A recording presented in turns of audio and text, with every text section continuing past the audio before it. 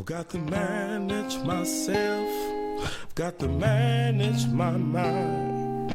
The task is not easy, but to higher heights I climb. I'm determined to succeed, so no excuses, please. If you don't want success in life, then don't hinder me.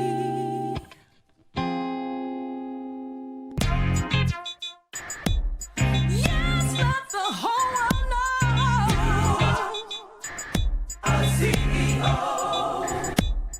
You are a CEO. I'm a CEO. You are a CEO. I'm a CEO.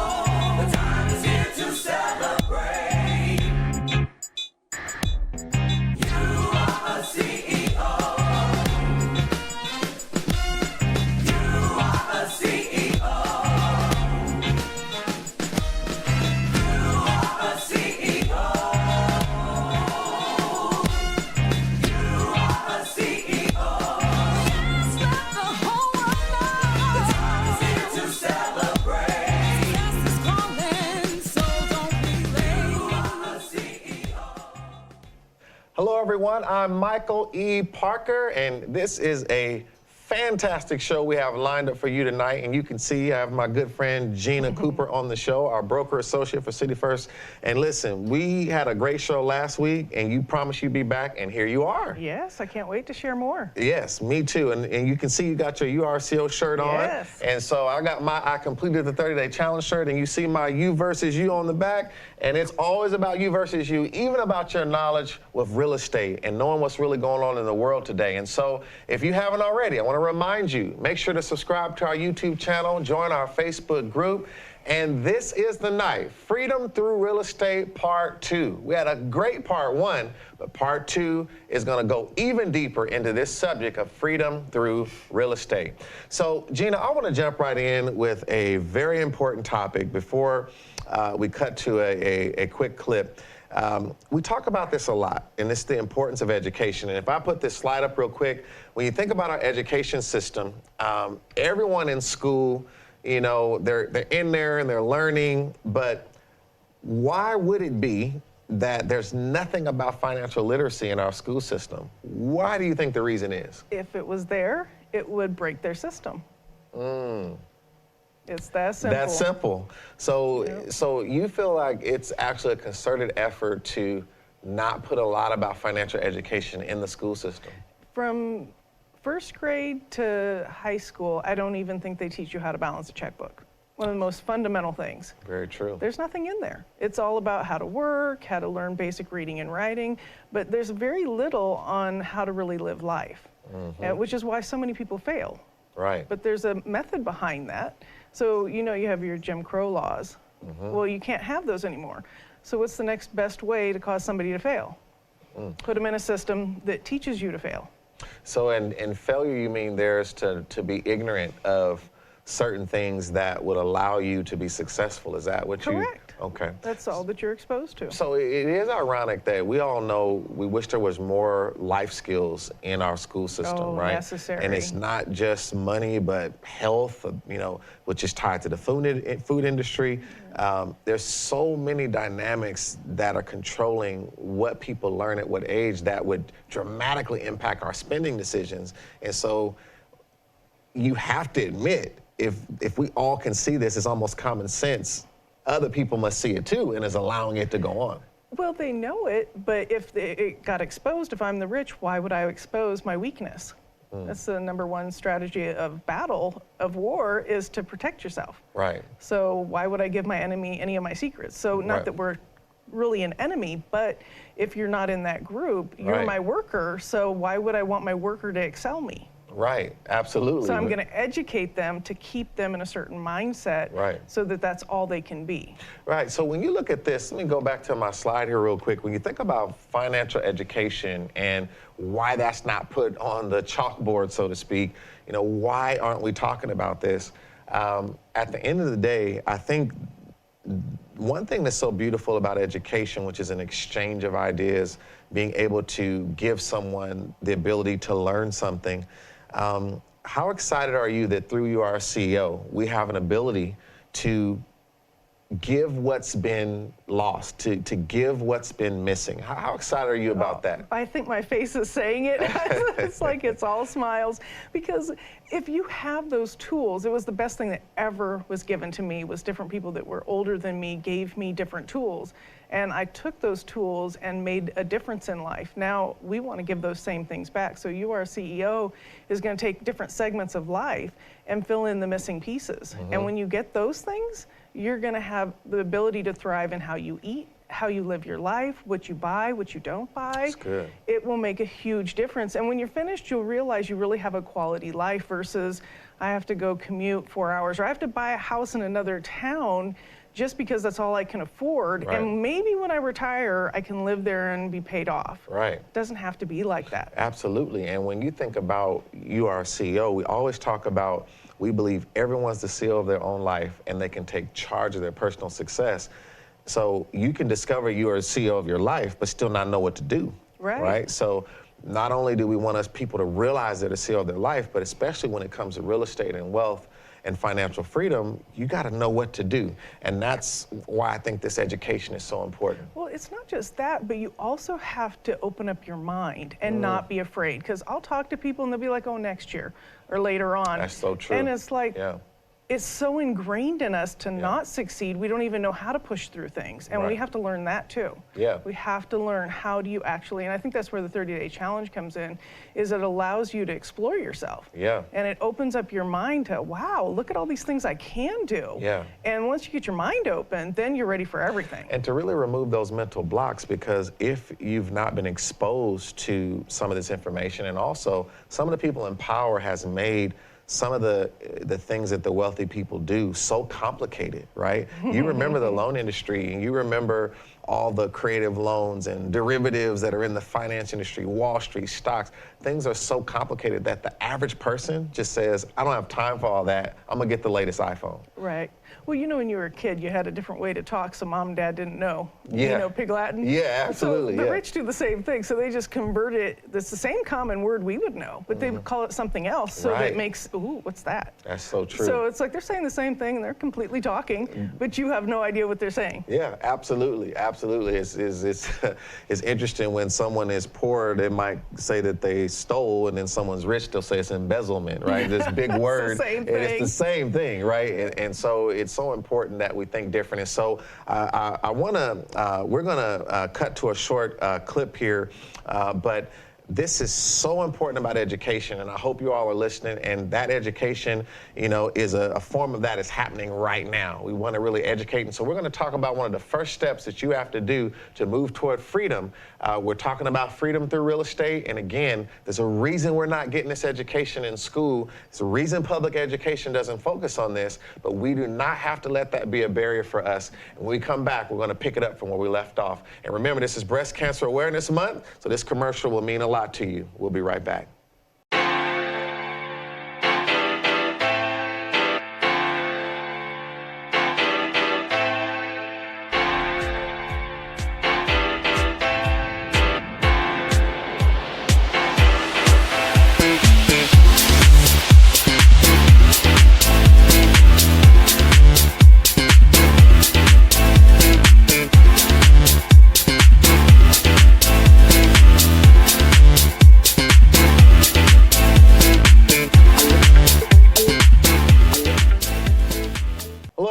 We are back here, and we are still on the subject of freedom through real estate. And Gina, that was a great segment about education and why we have to have education. But that education needs to lead to something, and that's why I want to talk about a plan.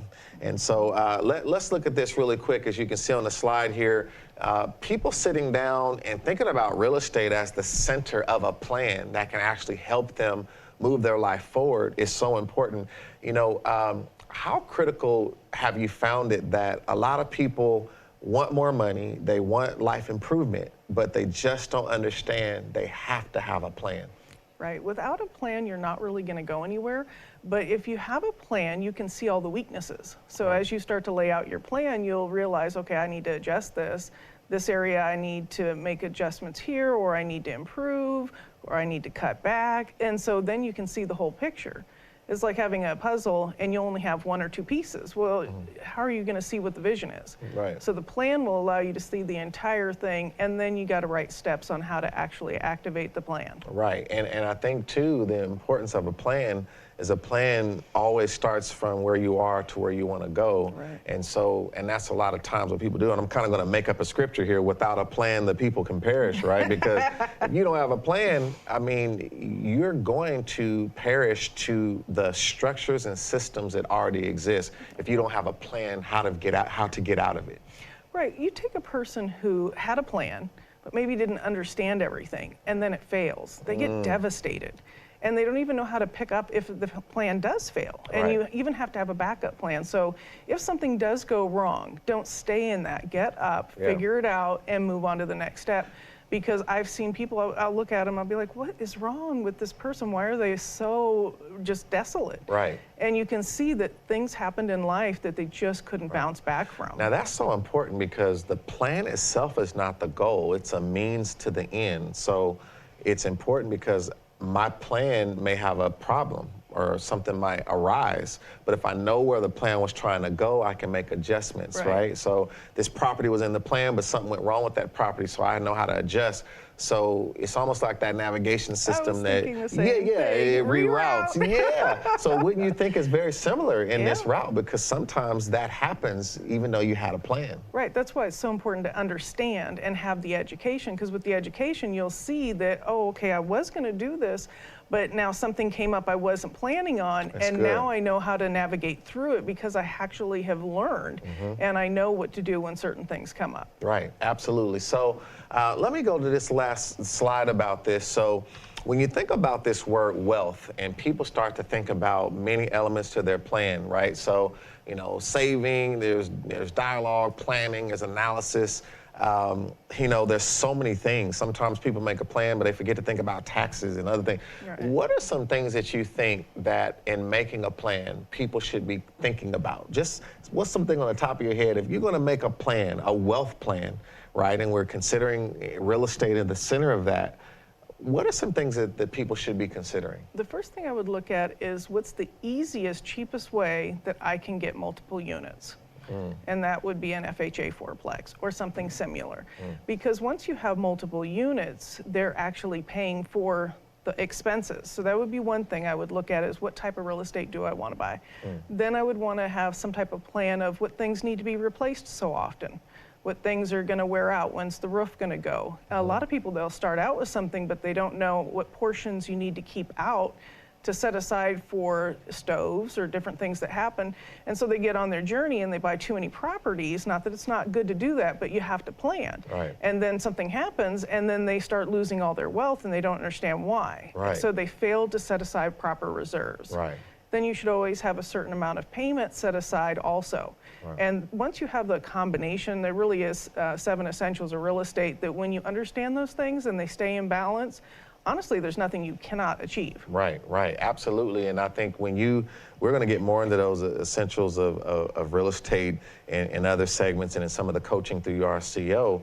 But when you think about the plan, it sounds like that first and foremost, how can I get multiple pieces of real estate paying me, right? Whether that's units in a four-plex or several properties if I had the money to do that. But then after I'm able to do that, are you saying that I have to also think about each one of those properties is going to have an obligation to it? There's things that can go wrong. I have to have money set aside to keep what I'm building secure. Right, you have to have appropriate reserves. So if for some reason something does come up, you can weather the storm. So if you're not prepared, what'll happen, when the real estate crisis hit, I took some hits, but I didn't lose a single piece of real estate because I had everything established correctly.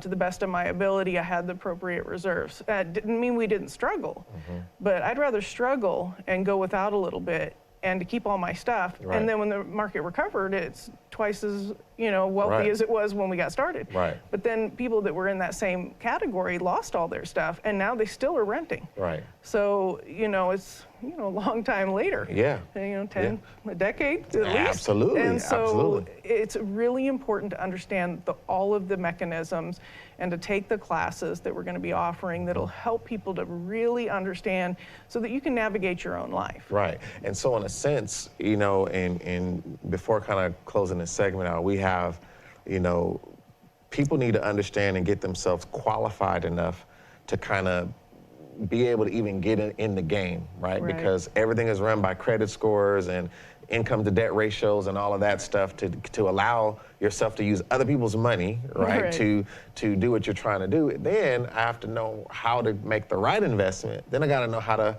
protect those investments. Would you say that's all related? We've been talking about that a lot. Own, grow, protect, with our City First operation. But would you say that that's, the thinking people need to have? It's vital. You have to have that in your plan. Because without that, and you might not have it all immediately, but as soon as you get the property, then work on those next steps. Instead of taking, maybe you're making $2,000 residual. Right. Most people go out and buy a new car. Right. Not wise. You take that money and you set aside a certain amount and you have a plan on, this is my replacement reserves and it's going to be $400 a month. Right. So you take that out. Then you take the other money, instead of trying to be greedy again, set that money aside plus the tax savings, and then that money can be used for the down payment for the next property. But once you get enough things organized, it will basically start building wealth for you and generating the revenue that you want to buy pretty much anything you want to. Right, and that's where you want to be, and that's the freedom that we're talking about. That's the freedom. Now, before closing this out, let me show you all some examples. We're going to go to a whiteboard discussion here in just a minute, but I know there's something that you talk about related to specifically, even if you can find, something like a four-plex that can really, we're going to use this as an example. So let's put this on the screen here real quick. So, here's an example of a beautiful four-plex, and sometimes they're not as beautiful as this, of course, if you can find this. But we want to talk about this in our next segment, an example of if you're able to get a four-plex. And so, for an example here, I would be living in one of these and renting out the other three, right? So this is kind of what you're talking about. Right. So the other three pretty much will cover the mortgage, and that leaves you rent-free. Right. So the other three are covering the mortgage, I'm rent-free, and at the same time, I'm gaining equity and getting a tax benefit. Is that correct? Correct. Right. So then let's go to this other word too before we take our break. This word is also important, leverage, because while now in this situation where I'm starting to get income coming in, I can create leverage by now I have an asset, my portfolio is growing, and now I can show up to the bank a different way to use their money to do more things. So, leverage is important. Leverage is critical because without knowing the balance, you really don't know where you can go. So it's like if you're over leveraged, then you have problems. If you're under leveraged, you have problems. So for example, once you get the four-plex, then when you go to the bank, you have your income plus the leverage of all the rental income. So now you have two sources of revenue that help you qualify for the next property. That's very good. So now I can use that to start growing my portfolio. And again, in my plan, I have to think about how big, how much wealth do I want to create? That's also a part of your plan. How big do you want to go? Right. Some people, they just want to be comfortable in life. Then get you your rental property and get a house that you live in and enjoy life. Right. When you go to retire, you'll be solid. You'll have the rental income. The properties will be paid for. But if you want more out of life, then you have to look at, okay, once I get the foundation items, how do I build that to continue building wealth? Right. For example, you could very easily, once you have the rental property and it has a little bit of equity, go get an equity line using the income that you have from the rental property plus your income to buy the next property or maybe buy another four-plex. So there's a lot of different options. Once you know the tools, then you'll know how to build a house. Absolutely. That's very well said. And I like the cliche there, tools and house, because we're talking about real estate. That was very, very well said. So I'm gonna stop here. We're gonna take a short break. And when we come back, we're gonna be at the whiteboard and we're gonna give you an example. And yes, Gina and her genius mind in real estate, I'm gonna try to keep up with her, and we're gonna get it with my visual skills on the whiteboard and try to show you an example of some things that you can consider when you're getting to that freedom through real estate. We'll be right back.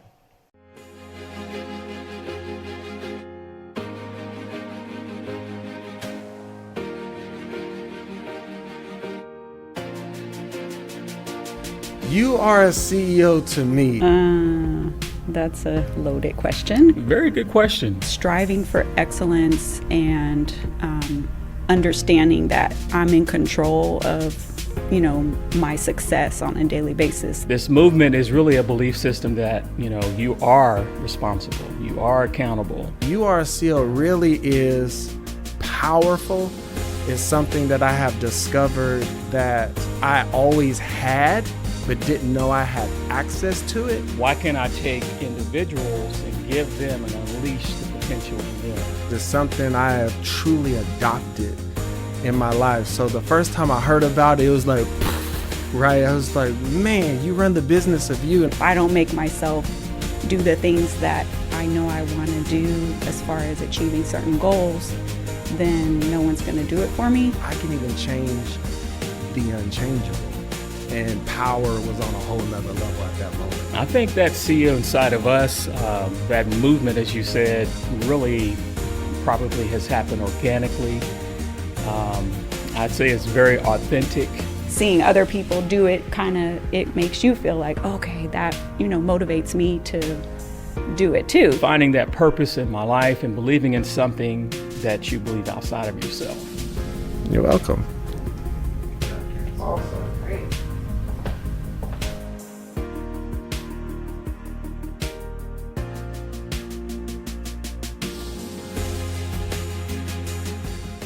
Hello, everyone. We are back, and this is still Freedom Through Real Estate. And now I have a whiteboard up. And when I got my whiteboard up, I'm trying to make something simple. Now, I have in another area here of the studio, I have Gina ready to go. She's got her laptop. Let's cut over to her. You can see Gina's ready to go here. And so we're going to talk through a few different scenarios. Now, when we left off, and Gina, you can just talk right into your camera there, but when we left off, if you remember, we talked about how a four-plex could be a good way for someone to start. So I think you have some numbers over there of how it could look with a four-plex. Are you all ready over there? I am. So hypothetically, if you were going to buy your first property, you would think that I can only afford a house. But what people need to realize, when you buy more than one unit, you get the rents to add to your income, which will allow you to qualify. So the same person that qualifies for a $400,000 with adding rents would qualify for $900,000. So let's use $900,000 as our starting point. All right, so let's go to the whiteboard here. And so we're gonna just make up a person here. And let's say this is Dave.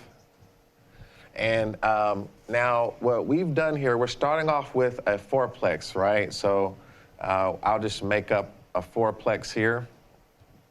And this four-plex, again, is a situation where now I'm supposing, Gina, that Dave could live in one of these, right, and then he's able to rent out the other three. And you said this cost him $900,000? Correct. Okay, so the price was $900,000. So some of you that are watching this from all over, we're using California standards right now. Some people saying $900,000, but in California, this is very, very real. So, okay, so we're at $900,000 was the price, okay? So the beauty of doing it this way is on your first purchase, it can be considered owner-occupied. And when you owner-occupy, you only have to put 3.5% down, which normally investment properties would require 20% at a minimum if you want to get good terms. Now that's a very important point. So we're saying that this is 3.5% down, and that's again by it being owner-occupied. Correct, which would put you at a loan roughly $868,000. So now I have a loan of $868,000. We're going to keep to whole numbers and Okay, rounding. yeah. It makes it a lot easier for that's people to good. process. So $868,000 loan, and how much down did they have to put to this? Just It's the 3.5%. So the difference between 900,000 yeah, I got you. So minus basically like 868. it's like $32,000. and Right. we got 32,000. So 32,000 down. All right. So in that scenario, you would have your income, say roughly you're making $7,000. So Dave is making $7,000 Right. in income, So and, Dave and is- that's from his job or Right. whatever? Okay. Or his self-employment or Okay. whatever he's doing to bring in income. So let's just say Dave here has an income $7,000 a month. Right. Now, you want to make sure when you're looking for the four-plex that you're looking for a property and you're also looking at what the values of the rents. In California, typically a 2-bedroom, 1-bath is going to be somewhere from $1,800 to $2,000. We're going to use the $2,000 because it depends on where in the Bay Area that you're living. Sometimes it can be more expensive, but 2's a good number for easy calculations. So 2,000 Per unit. Per unit. So each one of these is a rental of 2,000,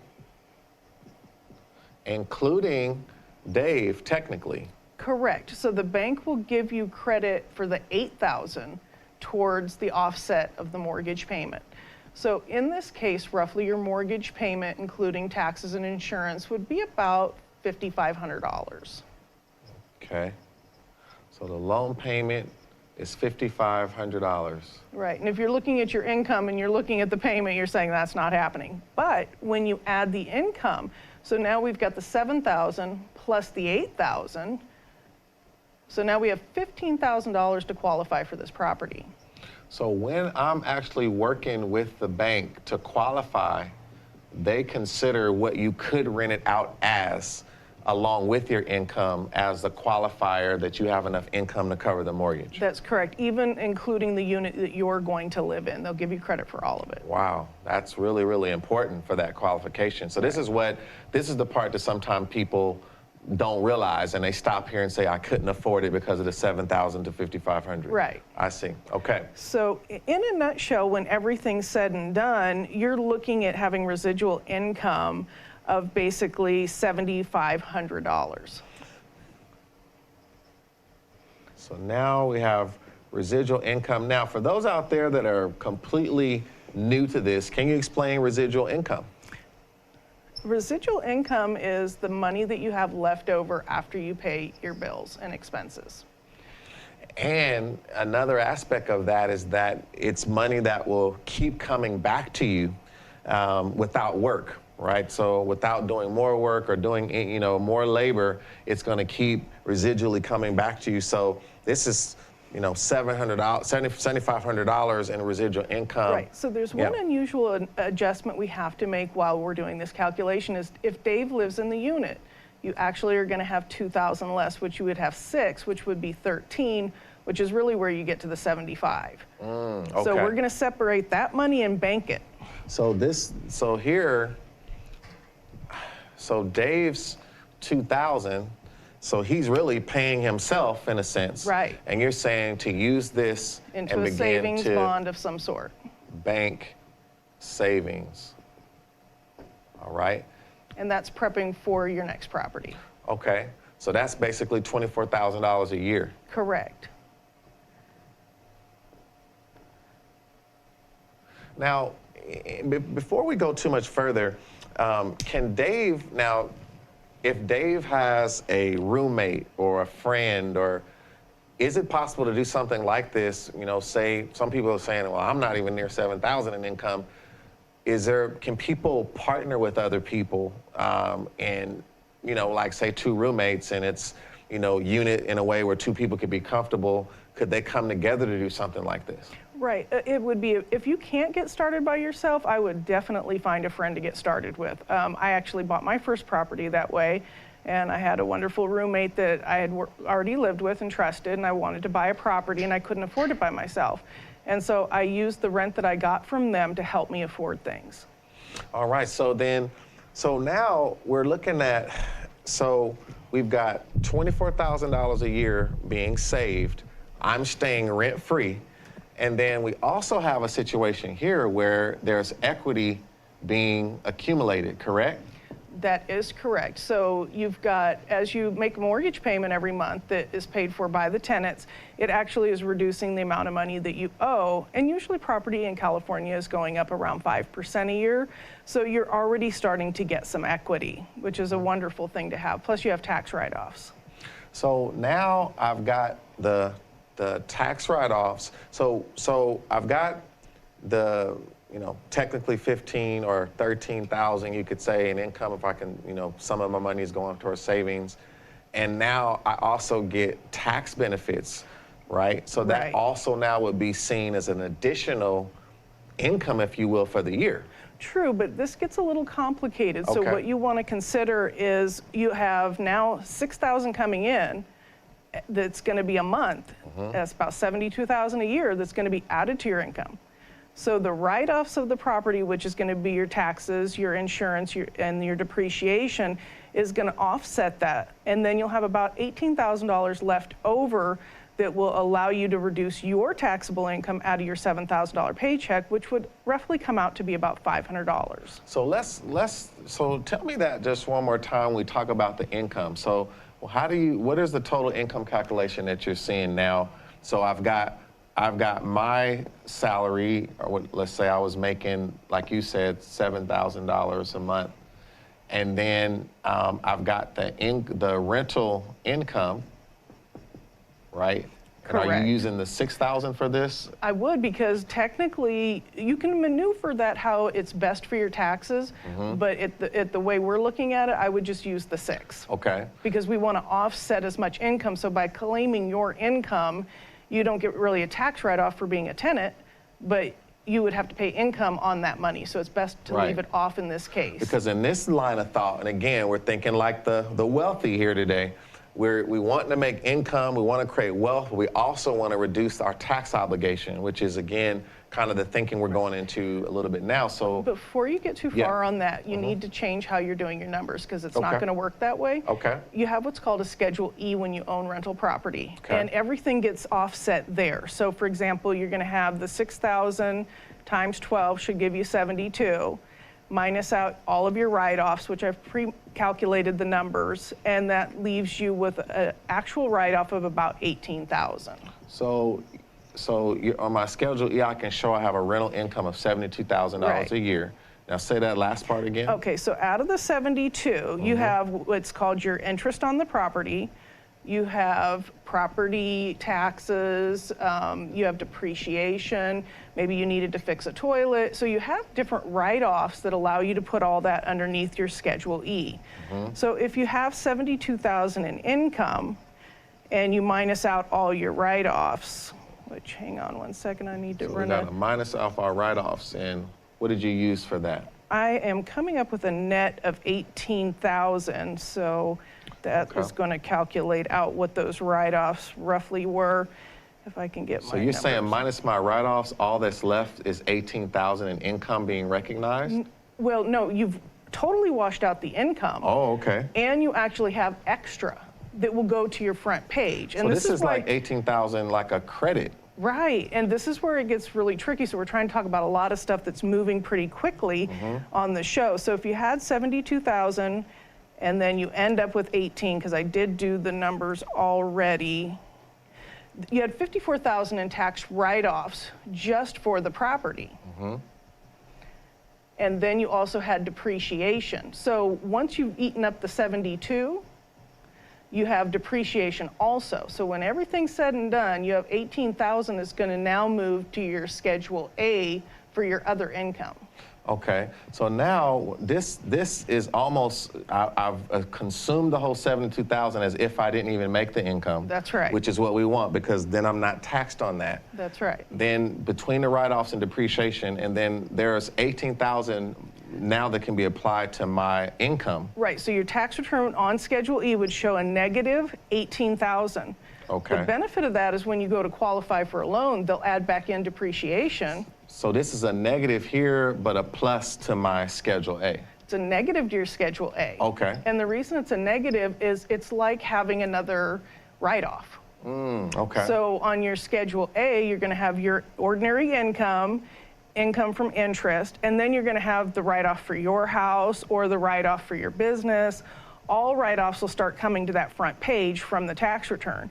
So you're going to take the 77,000 that you're making, and then you're going to reduce that by $18,000 plus your other write-offs. So then basically, this is again, and again, if you're watching this, you want to consult your tax advisor and know the best ways of doing this. But what we're really showing you here is there's a way through this one property to reduce your tax obligation by the way you use this rental property coupled with the other things that you might do in your personal life. And the goal is, Gina, would you say, is to be in a situation where you're really not paying much taxes at all. That is correct. So when you're taking the $7,000 and you put that into an annual number, which is about 84, and then you want to subtract the 18, then you're looking at $66,000 before you even get to any of your other write-offs that you have, the standard write-offs that are available, whether you're married or single, you get those write-offs, the state, the DMV, there's all those write-offs.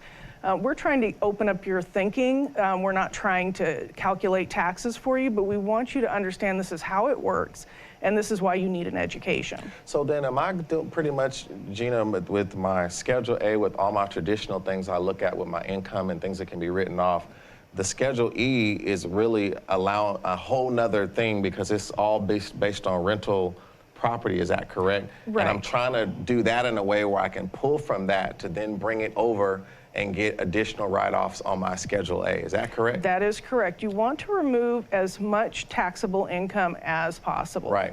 So let me say this before we go, because this is a great example. Now, Dave basically has his rental properties gaining equity. We've got the taxes, we're learning how to actually reduce that taxable income, so I'm getting additional benefits there. But this $24,000 a year, now this is accruing, and am I using this and instead of paying rent, I'm paying into my own savings plan to increase my wealth? Is that correct? Right. So you're going to take that year that you need to be there on this, one of the rules of being owner occupied. So you take the rent that you would have been paying and you put that aside. At the end of the year, because of the $18,000 tax write-off, that'll probably turn into about another $5,800. So the combination, you're going to end up with about $30,000 at the end of the year, depending exactly how you do the write-offs, but these are rough numbers. So that $30,000 is going to repeat the cycle. So if you look at your down payment in the beginning, we were roughly around that amount, and now we have the money to buy our next property. And I've lived rent-free, haven't done a single thing, and used the system to make my wealth. So now between the write-offs and my savings, I accumulate about $30,000 that I can use toward the next rental property. That is correct. And this is again to qualify for that down payment to then purchase something else, whether it's a duplex, another four-plex, or even the home that I want to live in and then fully rent this out. All of those are options. Correct. So this is a very good example. And of course, some of this stuff, if you haven't heard it, is very, it can seem a little complicated, but by the same token, this is why so many people are stuck, is because they don't take the time to find out how to do these things. And this is what we want to do through some of our education. That is correct. And there's even another layer, and we don't have to get into it today, but maybe the next show, is how will you look after you've bought that property and after you've bought your next property, because that $30,000 is your down payment, which really is not your money. And then you're going to have the rents when you go to rent your unit out and you move on to your next house. Then at that point, you're going to have that other $2,000 you didn't have before. So now you're buying your next property with the money from which you saved and not paying rent. Then you're going to take the money that you're getting now for income. So say you bought a property that had a $2,800 payment for your house. You have the $2,000 to offset that. Then you have $800 left, and that's your tax write-off, so you're not paying that money in taxes.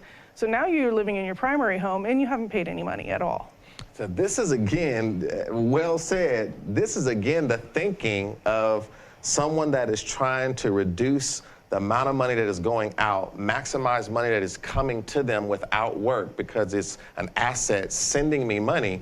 So much so that I'm in a situation where now I am living off of my investments, and they are truly assets, truly things that are generating capital. So I want to thank you, Gina, for all that you shared. This is really great, and this is just a little drop of what we're going to be getting into in some of our wealth planning. Those of you out there that are in different situations, trust me, we can meet you where you are. And this is what we're talking about, freedom through real estate. So we took a little bit more time to walk through this, but listen, you want to know, how do I get on this path? Where is my situation? Maybe you didn't do the four-plex four-plex route. Maybe you started with a single family residence or whatever it might be. There's always a way to get on this path and reroute toward wealth building. So Gina, I want to thank you so much for all that you shared. Any final thoughts for everyone who watched this today?